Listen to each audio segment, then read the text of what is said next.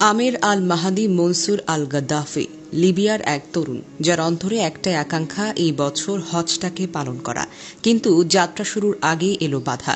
এয়ারপোর্টে ইমিগ্রেশন আটকে দেওয়া হলো আমেরকে, কারণ তার নামের সঙ্গে যুক্ত আল গাদ্দাফি, যা আজও বিভিন্ন সিকিউরিটি সিস্টেমের হাই রিস্ক হিসেবে চিহ্নিত লিবিয়ার পুরনো রাজনৈতিক ইতিহাসের কারণে। কিন্তু ততক্ষণে তার পুরো হজ মিশনের দল প্লেনে উঠে গেছে, আর কিছুক্ষণের মধ্যেই প্লেনের দরজা বন্ধ হয়ে গেল, উড়েও গেল। অফিসাররা সান্ত্বনা দিল, কিন্তু তখন আমের আটকে আছেন কেবল একটি নামের জন্য।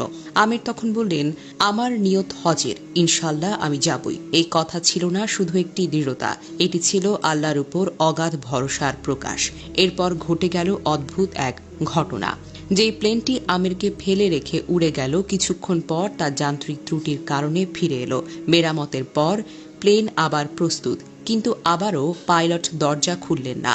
আরও একবার প্লেনটি উড়ল, কিন্তু দ্বিতীয়বার তা মাঝপথে নষ্ট হয়ে পড়ল। এবার পাইলট নিজেই ঘোষণা করলেন, আমি আর প্লেন চালাবো না যতক্ষণ না পর্যন্ত আমির আমাদের সাথেই থাকে। এই ঘোষণার পর অফিসাররা আমিরের সব কাগজপত্র চূড়ান্তভাবে ক্লিয়ার করলেন।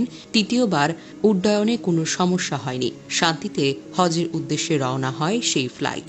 এই গল্প ছড়িয়ে পড়ে মুহূর্তেই সামাজিক মাধ্যমে। অনেকে বলছেন এটি ছিল খোদার হুকুম। আমির বলেন, আমি শুধু হজে যেতে চেয়েছি। আমি বিশ্বাস করতাম যদি আমার হজ লেখা থাকে তাহলে দুনিয়ার কোনো শক্তি আমাকে আটকাতে পারবে না। তবে অনেকে বলছে এই গল্পটা মিথ্যা, কিন্তু না, এই ঘটনাটি inside the Haramain verified Facebook পেজে শেয়ার করা হয়েছে এবং সামাজিক মাধ্যমে এর বেশ কিছু ভিডিও চিত্র ছড়িয়ে পড়েছে। তবে আমেরের এই ঘটনা আমাদের কি শেখায়? এক, ঈমান যদি হয় অটল আর নিয়ত যদি হয় খাঁটি, তাহলে আসমান জমিনও আপনার পক্ষে কাজ করবে। দুই, মানুষ ঠেকাতে পারে না যদি আল্লাহ আপনাকে ডাকেন।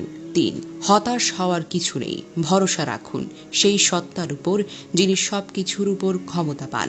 শেষ দৃশ্য ছিল এক হৃদয় ছোঁয়া মুহূর্ত। আমের প্লেনের ক্রুদের সঙ্গে দাঁড়িয়ে ছবিতে হাসছেন। এই ছবি এখন ভাইরাল।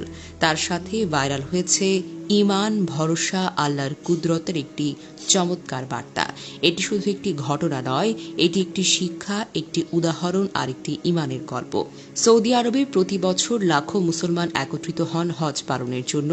এখানে জাতি, ভাষা, বর্ণ বা ধন সম্পদের কোনো পার্থক্য থাকে না। সবাই একসাথে এক পোশাকে এক কিবলার দিকে রওনা হন। এটি মুসলিম উম্মার একত্ববোধ ও ভ্রাতৃত্বের জীবন্ত প্রমাণ। অনেকে টাকা থাকলেও হজে যেতে পারে না, আবার কেউ না চেয়েও সৌভাগ্য পান, কারণ মুসলমানরা বিশ্বাস করেন